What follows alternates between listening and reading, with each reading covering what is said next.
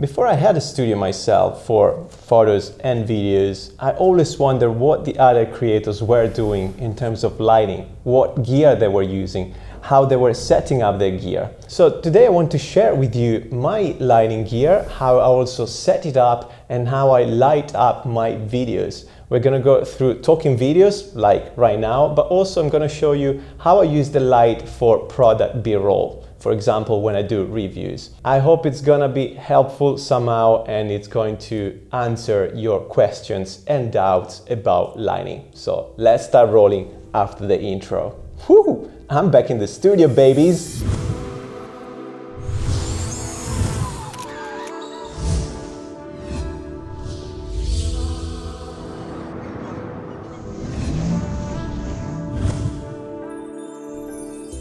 I'm really excited to be back in the studio. I'm back in Italy after a few weeks in London, and as you can see, the light right now is the usual yellow light from my ceiling lamp, so it doesn't look great. Still got all the sheet to cover my gear here, so I'm gonna tie that quickly and then we're gonna build the lighting setup together. First of all, I want to show you the camera setup because that's very important to choose the shot you want. And I'm gonna show you first of all the first setup when I'm doing talking vlogs, okay? So I've got these things in the background, just a couple of shelves units over there, and this is my camera setup right here. So I've got the Blackmagic Pocket Cinema camera 4K on top of a Manfrotto tripod. All the gear is listed down here in the description tab if you guys are interested. So this is the shot you are seeing through the main camera. And let's take a shot because I want to show you the light actually and the progressions of the lighting setup through the vlog. So this is how we look right now. Okay, you can see me here and that's the Blackmagic on the tripod. It's kind of a wide angle, around 22 millimeters at the moment. It's not too wide, so it doesn't distort my image. And yeah, that's the background, yellow light, because still we are using the ceiling lights. What we're gonna do now is to turn the studio lights off, the ceiling lamps off, because that's what actually professional DOPs, director of photography, do on set. So they start from scratch. From a dark room, they start building the scene and the lights from a dark room, basically. So that's what we're gonna do. And let's turn this light off. Before we do that, we need some light. So I'm gonna show you my key light, which is right here. And this is the Godox Vl150. So that's the key light, which is going to brighten up my face on the left-hand side. And let's turn it on, and I actually have a remote control here, and check the difference. Okay, you can see the difference already there, but now I'm gonna turn off the lights. Ooh. And now I'm gonna go back here because I want you to see the progressions.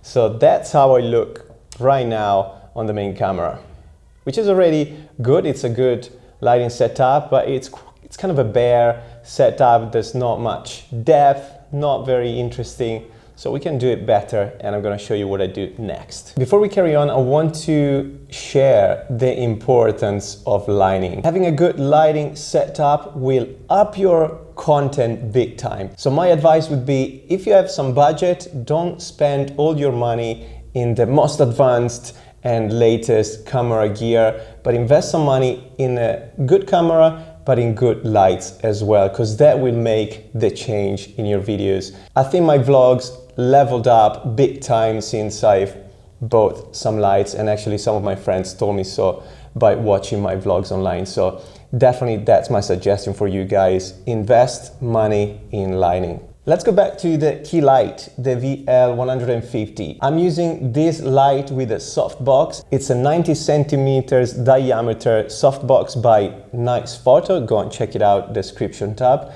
All the reviews also of this equipment are listed in the description tab, and some in the cards up here.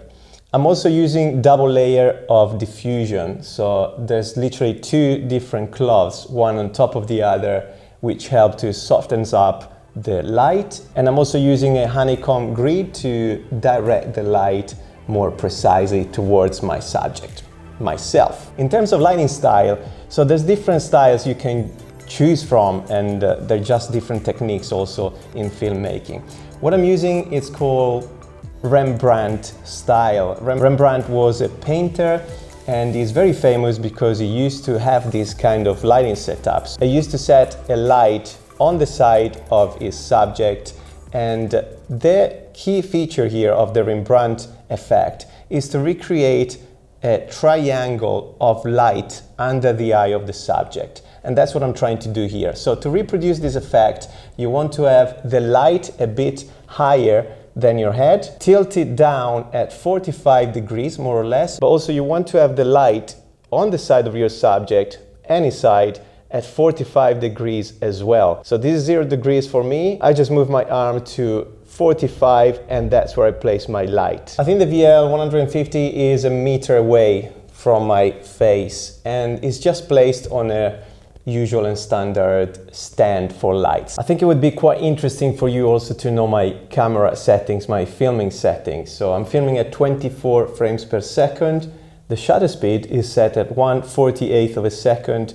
The ISO 1250, because the power of the light is actually at 15%. Keeping the key light down helps me to soften up the light first of all, but also not to bounce too much light on the background.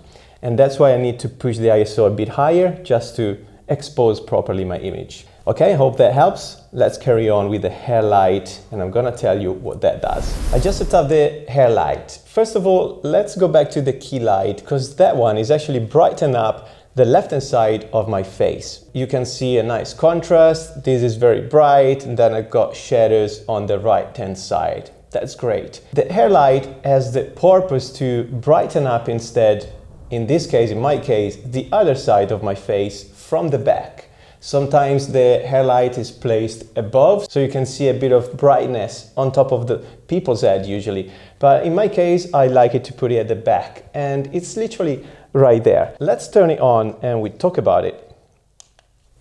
Probably 2.5 meters away from me at 3% of power. So that's how powerful that tiny light is with these camera settings. And there you go, that's my hair light. It's blue, I put some gel on it, and the light is actually a Godox ML60. It's a great light, portable. I keep traveling with it from UK to Italy. What I'm using there, it's a normal stand, once again. I have barn doors on top of the light, and also honeycomb grid to direct the light more precisely. Also the barn doors actually are directing the light, so they don't let the light spill to the sides, but they just direct me towards the subject. And you can see here, that's the effect of the hair light. Also on my arm, you can see all the blue reflections. It makes the image just more interesting, and also creates that nice contrast between the blue and the daylight. In terms of temperature, that's quite important as well. The key light is a daylight, which means it reproduces a temperature at 57 Kelvin degrees. And that's important to match your camera temperature as well. So my camera is now set at 57 Kelvin degrees. Same as the ML60, but with the gel, of course, you can change the hue to any color. So I put just the blue gel on top of the ML60. And I show you once again, off, on, definitely better.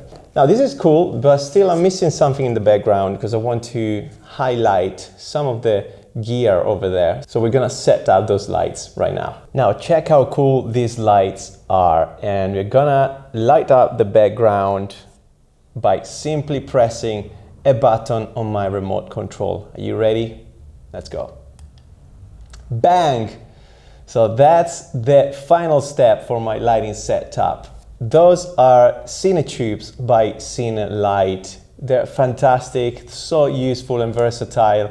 They are RGB tubes, so you can change the hue and the colors. They can become bicolor lights, reproducing daylight. Again, very versatile and simply with this remote control, I can control 3 of them. So the one here on my right hand side, it's 120 centimeters, and then I've got 160 centimeters and 130. I set up this hue because the blue and the orange match my branding colors. The power of the light is 8% right now. So I quickly show you what's happening if I increase the power. It's overexposed. There it is, and also the hue changes a little bit. So I go back to 8% and look how great it looks. So why I use those background lights? Well, of course, to create some depth, create some contrast between my subject and the background. Also, they are placed in a way that brighten up a bit of the wall behind me, so you can actually see my features, my shape, and also they highlight a little bit the gear on their side. So you can see that I'm actually a video maker, so you can just recognize that straight away as soon as you watch my videos. Now, to highlight my gear over there, to show off my gear even more, I'm such a geek. Sometimes I use these Godox Litemons lights. They're amazing, they're tiny, very portable, and very powerful. So I'll show you what I do right now with this one. This is actually an RGB light. So we turn it on and I set it in blue, the same blue as more or less that light over there, the hair light. And as it is a magnetic light, I just stick it here. So I just stick it above my gimbal over there, as you can see. And once again, that gives to my audience an immediate feel of what my channel is about. Camera gear. I'm going to show you how I use these lights, because I've got another one here for product BRoll. These lights are so powerful that that one in the background is set at 3% of power. Just taken one of my Vl150 caps. If you've never seen my clothing brand, go and check it out, Vl150.net. A lot of cool gear. So let's say this is our product. So let's say I'm gonna use the 6x as main light, and I want to highlight the logo of the brand. So I'm gonna use it right here, more or less in front of the cap, and then I'm using the RGB as fill light or backlight, and I can create some depth and give a bit of hue to the side of the cap, something like that. And there you have it. And if you have extra lights,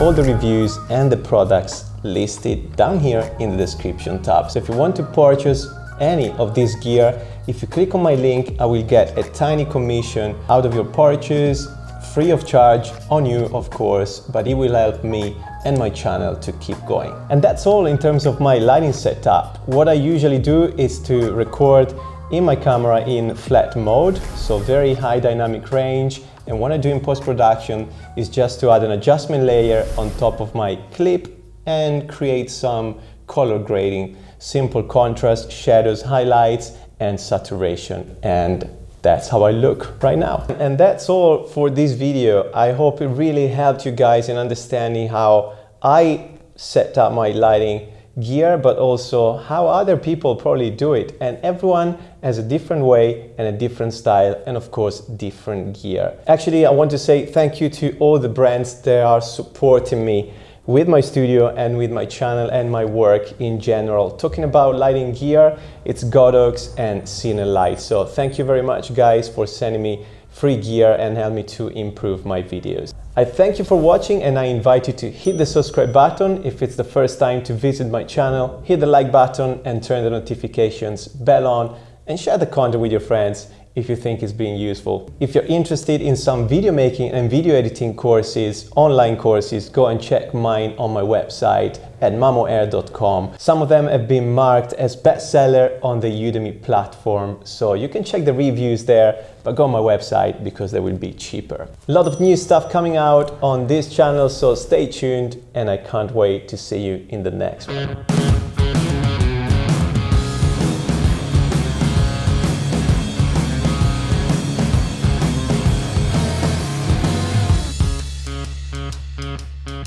Seems all good times come and go your way.